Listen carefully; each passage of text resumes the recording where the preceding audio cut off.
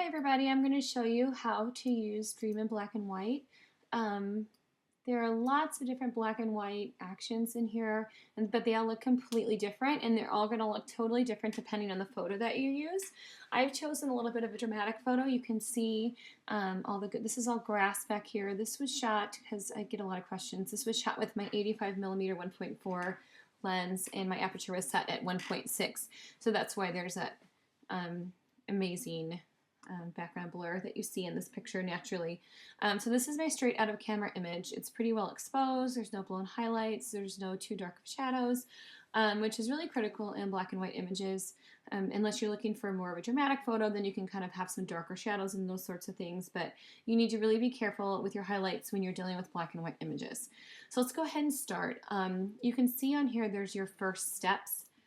At the very top up here, there's contrast. If you want to do these kind of things to your photo before or after, just to give your photos a little bit of a pop, we're not going to, these are just gentle, lifting your midtones, which means brightening the middle tones of your photo, lifting your shadows, so brightening up some of the darker areas. This photo doesn't need any of that, so we're just going to skip ahead to purity. Let's go ahead and run each of these actions, and I'll show you just kind of what each one does and what I would do with each of these. Here's purity. Purity is what I typically use on indoor images, on babies, on newborns, anything that you want to keep a little bit more ethereal. It's a lot lighter on indoor pictures than any other black and white action that I have in here. It's a little bit too gentle on this photo for my taste. It still looks kind of dark because of the grass and such, but it's still a little bit too gentle for my taste for this particular photo. So we're going to go on to the next one. Let's see what Serenity is. Serenity and Bliss are my two black and white actions that have some tonal qualities to them. So this one has a cooler tonal quality, and I named it Serenity so you guys know which of these layers you may need to pull down to tweak some of that color. I have it stronger because you can use strong with some images and not so strong with others. This one I would not use it so strong. I would keep it a little bit more gentle. So you can see how she's still kind of soft. So in this situation, I would use Bring It Forward. That's my action that pulls people or pulls your subject out of the haze. It's kind of a magic trick. You can find it in Enchantment, or you can find it in the Dream in Color set. All of these actions were made to be used together. When you run Bring It Forward, keep in mind you need to always run it on your background layer. So click Background and then run Bring It Forward. So there's Bring It Forward on and off. Just a subtle pop to pop your image out. Okay, we're going to move on to the next action, which is Bliss. This is another black and white that has a tonal quality to it. This one's a lot softer. I like to use this one indoors, on babies, the same type of thing. It looks a lot darker in this picture because it's against darker grass. So if you were to bring this layer of Bliss in on a lighter, more ethereal photo, it looks really, really pretty. Within Bliss and also within Allure, there's a soft layer. It's at the very bottom. I have it set to black so that way it's hidden right now. If you want to reveal it to see what it looks like, invert your layer mask and you can see how it turns really soft.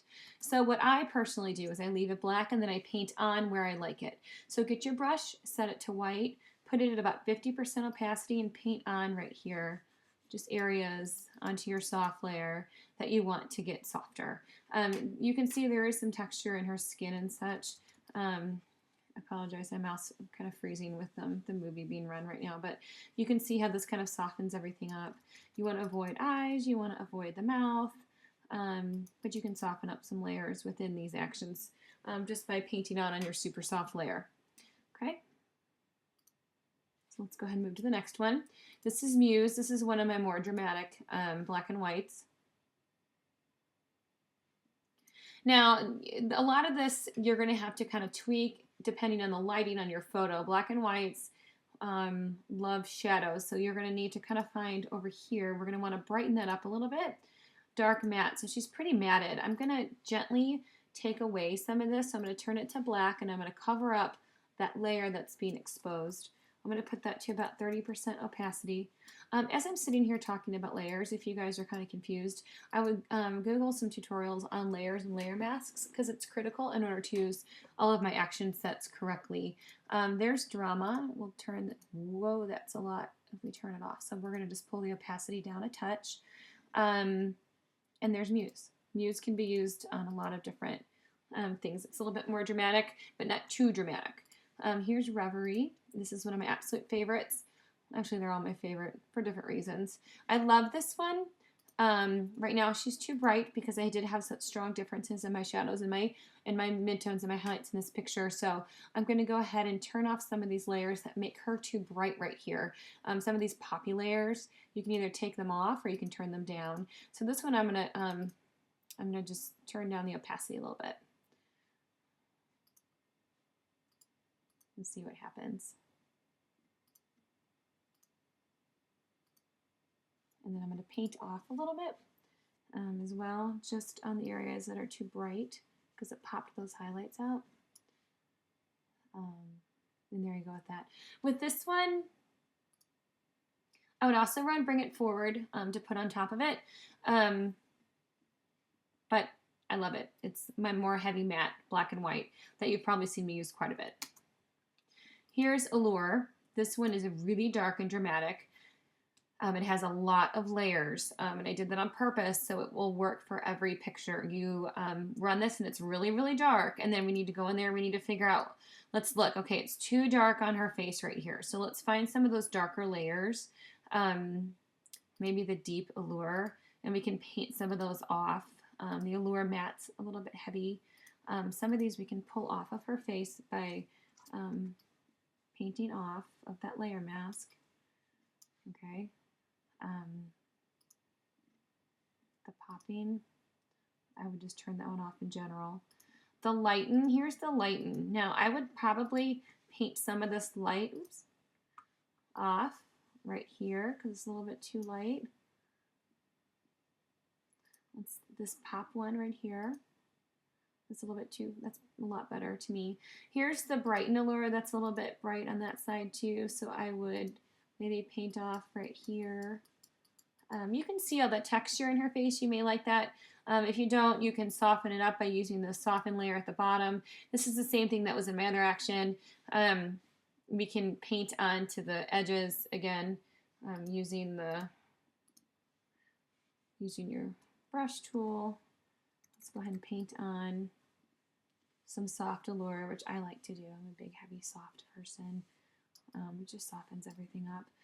This tool is meant to either use in the background or you can use it on some skin if you use it at a low opacity.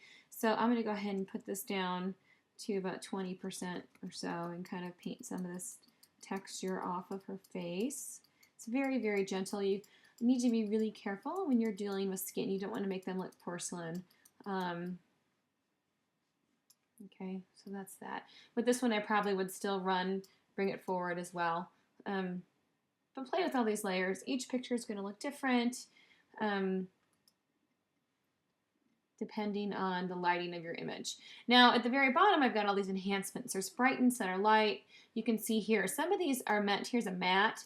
So if you wanted to add more matte finish, which I love, to that one, you can take it at the top. If you put it at top, it's a lot stronger opacity, so you can move these layers around like that. I would obviously leave it at the bottom. And then we'll take off matte. You can see what some of these do. Here's Day Dress. That's kind of a color background. There's Evening Dress, which is a little bit of a blue tone. You can see these more against, you would not put it on top, but you can see these more on Purity than you can on these darker images. We've got, here, I'll show you some of these by themselves. There's Evening Dress. You would just pull that opacity down a little bit. And it gives you a little bit more of a blue hue to your black and whites. And I would run that on Purity, not those dark ones, because you don't want a blue picture. Let me show you one really cool trick. I'm going to run Muse again.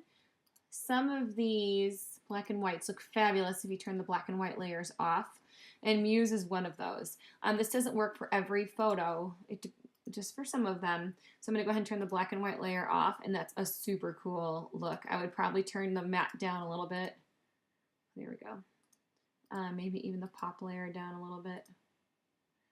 But you can do some cool edits and by turning off the black and white layers. If you guys have any questions about what you just saw, of course, email me. Keep in mind that these black and whites will look totally different depending on which picture you're using. It's really, really critical to not blow your highlights. Thank you and have fun.